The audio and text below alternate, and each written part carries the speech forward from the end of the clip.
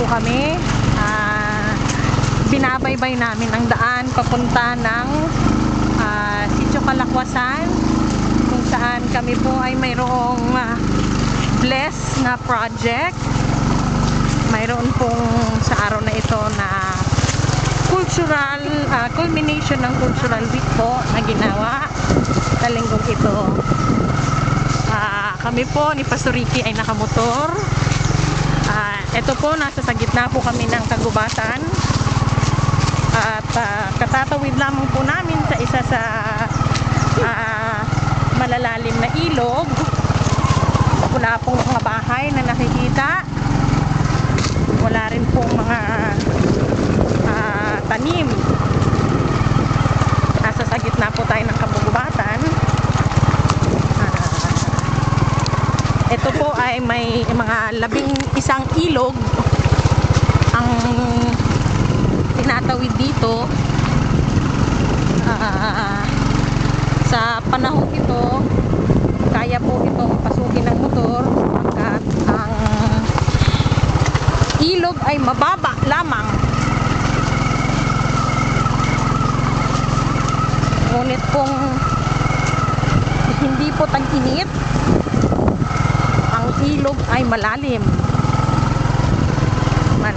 sa tubig at hindi kayang daanan ng motorsiklo. Ito po ang trail na ating dinadaanan ngayon. Hindi ho kasya ang sasakyan kahit na 4-wheel drive. Motorsiklo lang po ang kaya. Yan, medyo pababa na po ng kaunti. At eto na po ang isa pa sa mga mahihirap na tawirin na ilog. Ito nyo po, napakalalaki po ng mga bato. Mayroong ilang ilog pa ho, Pastor? 3. May 3 pang ilog. Yan. Malalaki po ang mga bato na aming dinadaanan. Ako po ay iminumotor dahil hindi po ako makapaglakad ng ganito kalayo at ganito kahirap na daan, sapagkat ang aking mga paa ay bakal. Gawa na ngayon po sa bakal. Yan. Yun po si Pastor Eliseo at saka si Jobert. Sila po ay tumutulong na magtulak ng motorsiklo kapag nababangga ang mga malalaking bato.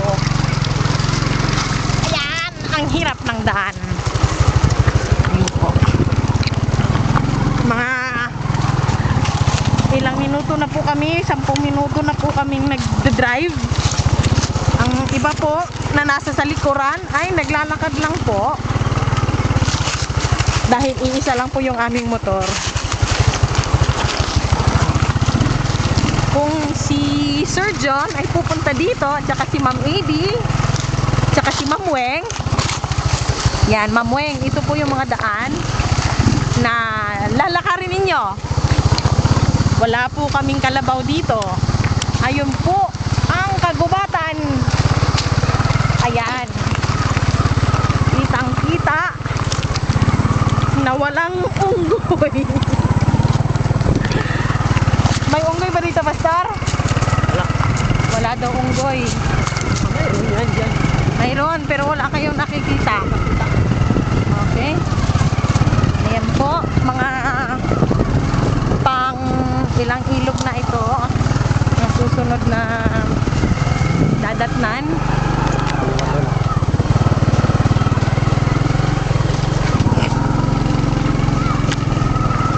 Kita doon yung mga kagubatan na kung saan ang Diyos pa rin ang may akda, ang may likha, at dapat nasambahin at purihin.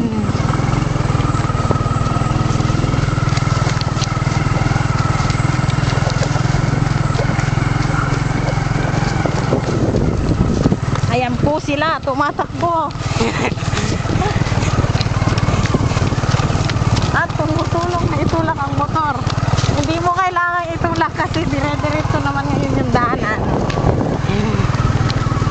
Ano pangalan mo? Joel. Joel. Ilan taon ka na, Joel? Ah, hindi ko alam. Nag-aaral ka ba? Hindi. Hindi siya nag-aaral. Ayan po, ito ang unang-unang bahay na aming nakita sa lugar na ito. Ayan. Medyo malapit-lapit na po tayo sa village. Ang mga tao po ngayon ay excited na magkaipon-ipon upang makapanood sa Cultural Week na ayun po ang kagubatan nila.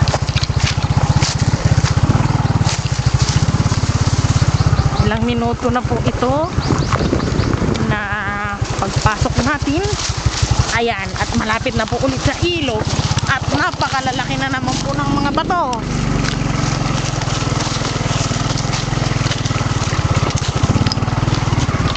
Mga higanting bato po ang aming binabaybay ngayon, at ang aking sweat ay talon ng talbong na ng talbong.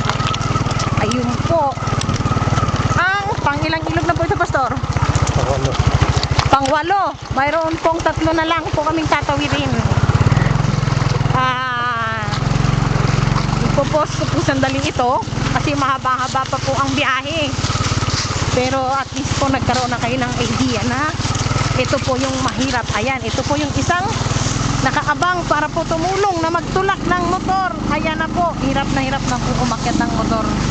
Kasi po buhangin ang nasa lupa. At ayan po, medyo matarik po ang aakyat din sa motor. Ayan na po. Salamat po. Maraming salamat. Pasok na po ulit kami ng ibang upat. At natawid na po ang isa't may.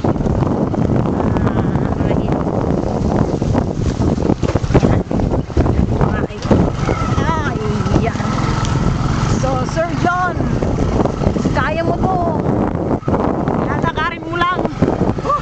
Dahil kaya mo to. Motor na ito. Salamat.